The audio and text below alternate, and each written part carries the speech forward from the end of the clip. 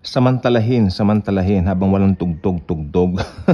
Grabe yung mga kapitbahay ngayon.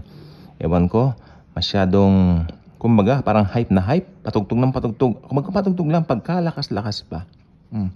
Okay. Proceed sa topic. Sorry po, I'm having my breakfast right now. Ano ba ang breakfast ko? Chocolate, tapos meron kaming monay. Wala nga pong palaman, pero okay lang po. Kasi sometimes, maganda rin yung kumain ka ng walang palaman para hindi masyadong mataba. Proceed po tayo. Narinig na po ba ninyo kapag ka namamatay daw ika ang isang tao, sinusundo raw ito ng mga kaanakan o kamag-anak niya? Totoo po ba ito? Ngayon pa lang po sasabihin ko po sa inyo, nope, hindi. Maling-mali. That's not true. Pag namatay ang tao, sabi ng Bible kasi si Pablo, sabi niya, may sinabi si Pablo rito, you know what, ang Bible, isa po siyang book na kung saan papag-iisipin ka eh. Sometimes, yung mga doktrinang gusto natin madali, sorry.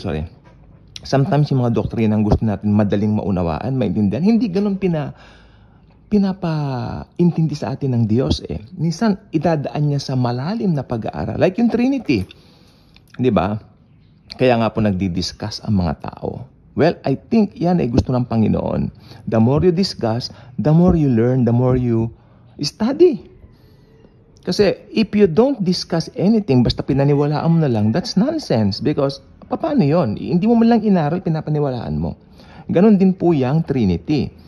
Diba? Nakalagay sa Bible, 3 ang persona ng Diyos, pero iisang Diyos siya. Okay? God the Father, God the Son, God the Holy Spirit. And yet, one God. Maliwanag po yan. Pero hindi naman po yan ang topic natin ngayon. Isa pong topic ngayon sa Bible, yung sinabi ni Pablo na, mas gugustuhin ko pang umalis sa body na ito, sa katawan na ito, at pumasa kay Kristo. Kesa, manatili pa rito.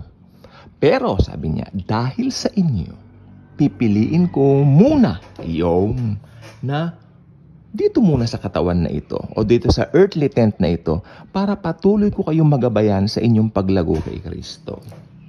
So, dito makikita po natin dito na si Apostol Pablo po ay may sinasabi po yung pumasa kay Kristo. Yung sabi niya, nanaisin ko pang umalis sa katawan na ito para pumasa kay Kristo. Diba? So, ibig sabihin nun, pag namatay ang tao, na kay Kristo Jesus ka na agad, na kay Jesus ka na agad. Yun. Hindi yung mga kasabihan na susundin doon ng mga kamag-anak. Tapos ito pa ang worst, may namatay daw silang anak na bata. Sabi niya pag namatay daw sila, okay daw kasi may angel doon na mag-aano ng ilaw, mga ganon, mga kalokohan po yan.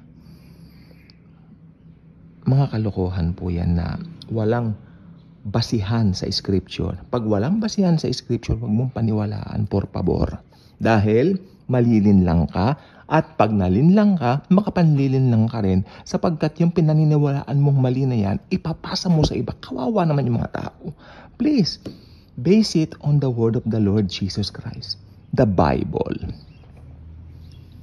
Kung hindi ka sigurado sa isang doktrina, magtanong po kayo sa mga born-again Christians na nag-vlog. Nandyan po ang comment section. Dito magtanong po kayo sa akin. Sasagutin ko po kayo. Kung hindi kayo maintindihan, wag lang kayong naniniwala kung saan-saan. Dito po talaga, totoo kasi si Jesus lang po ang itinataas natin. Sabi ko po sa inyo, pag namatay ang tao, didiretso kay Jesus. Ganito po yan. Halimbawa, pag namatay, actually, hindi po tinatawag ni Jesus na namamatay ang isang born-again Christian. Anong tawag niya? Natutulog. Sabi niya, hindi ba nung nalaman ni Jesus na si Lazaro may malubhang karamdaman? Sabi ng mga apostoles niya, hindi po ba kayo pupunta roon? No, hindi muna, sabi niya. Kaya si Jesus nagpalipas muna ng 4 na araw doon sa kanyang kinaroroonan. Then after 4 days, nag-decide ang Panginoon na pumunta doon sa kanyang kaibigan na namatay na nga na si Lazaro. Pero bago siya pumunta, may sinabi siya sa mga disciples niya. Sabi niya, pupuntahan natin si Lazaro at siya ay aking gigisingin sapagkat siya ay natutulog, sabi ni Jesus. Sabi ng mga apostoles niya, aba, kung ganoon po Panginoon, tara, gisingin na natin siya. Gisingin na po ninyo siya. Gagaling na po siya kasi natutulog lang pala, gigising. Diniretso ng Panginoong Jesucristo yung mga disciples. Namatay na si Lazaro. O, di ba? So, ang born-again Christian, kapag dumapo na yung kamatayan, ibig sabihin tumigil na yung pagtibok ng puso, natutulog lang. Kasi, pag natutulog, masarap, hindi ba? Oo. Tapos, yung espiritu mo na kay Jesus na. Kaya I believe, pag namatay ang isang Kristiyano, o pag natulog ang isang Kristiyano na namatay na sa mundong ito, pag gising mo, katabi mo na si Jesus, yayakapin ka na niya. Oh, di ba? Maganda maganda siya, maganda. 'Yon. Ngayon, ano nangyari? Pumunta siya kay Lazaro. Umiyak yung isang kapatid ni Lazaro, sabi niya, "Lord, if you had been here, my brother would not have died." Umiyak si Jesus doon. Jesus wept. What is your favorite scripture? Ano sa mga Bible study namin? Jesus wept. Tawa lang kami. Dahil, di ba, pinakamaigsing verse sa Bible. Okay. So, pumunta siya doon, sabi niya, "Lord, if you would have been here, my brother would not have died." Saan siya inilibing ni Jesus? "Tara Panginoon, sasamahan ko po kayo," sabi ng magkapatid. Martha and Mary ang pangalan nun. Mga kapatid nga nitong si Lazaro, inamatay. Dinala nila doon sa Yunggib Kuweba, no? Doon. "Tanggalin ninyo ang bato," sabi niya. "Panginoon, mabaho na, malagsoy na yan, malagsoy na." Ibig sabihin ng malagsoy, nangangamoy na, malagsoy na yan. "Tanggalin ang bato." Ni Jesus. Tinanggal nila ngayon. "Lazaro, lumabas ka." Lumabas ang patay, nababalutan. Kasi pag namamatay ang mga tao nung araw, binabalot ng, parang mami, damami, napanood ba yung damami? Yung ganun. Kalagan ninyo siya, ni Jesus. So yun. Makinig pong mabuti, importante po itong sasabihin ko. Si Jesus ang may akda ng buhay. Kaya bago niya buhayin itong si Lazaro, may sinabi siya kay Mary. 2 beses yun. Makulit si makulit si Martha. Sorry, it's not Mary, it's Martha. "Panginoon, nangangamoy na, malagsoy na yan." Sabing gano'n ni Jesus, "Hindi pa sinabi ko na sa'yo, kung maniniwala ka lang sa akin, maski mamatay ka, mabubuhay ka." Naniniwala ka ba dito, Martha? Ni Jesus, "Yes, Panginoon, naniniwala po." Then pinuhay niya yung patay. Wala yung malagsoy na yan, nabuhay. Diba?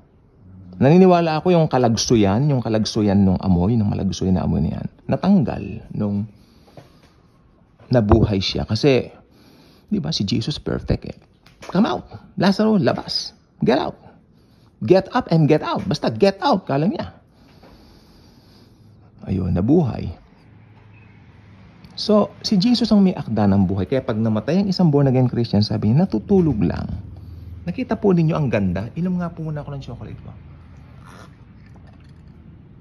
Dahil sa totoo lang po, kung hindi mo alam ang paniniwala mo, maliligaw ka at malilin lang ka ng mga paniniwala ngayon. Sinusundo na raw, may ilaw, yung mga kamag-anak daw nila na namatay from the past. Eto na sila. Pero may kwento po ko sa inyo. Marami daw pong namamatay na matatanda bago namatay ang sabi nila. Mga hindi po mananampalataya ito, sabi niya gano'n. Bago raw po namamatay, sabi niya, ayan na sila. Nililin lang po ng diablo yun. Para yung mga nakapalibot na mga tao, papaniwalain doon sa kademonyuhan ng demonyo. Ano ba ang kademonyuhan ng demonyo? Kasinungalingan. He's the father of all lies. Hindi po totoo yun. Ang totoo yung hindi mananampalataya na yun, talagang namatay yun sapagkat pupunta yun ng Hades right after ng death niya. Dadalhin siya roon ng mga demonyo. Huwag kayong naniniwala doon. Maraming folk horror, kung tawagin nila na hindi naman totoo, then and yet kinukonsider na totoo kasi pinaniniwala na ng karamihan, kalokohan yan. Kaya kung hindi ka pa subscriber dito, mag-subscribe ka na. share this video, share the wonderful love of the Savior, the Lord Jesus Christ. Again, paniwalaan lang natin ang Biblia. Pag namatay ang isang born-again Christian, hindi po siya namamatay, natutulog lang at nasa piling na ni Lord Jesus. Thank you, and Jesus truly loves us all.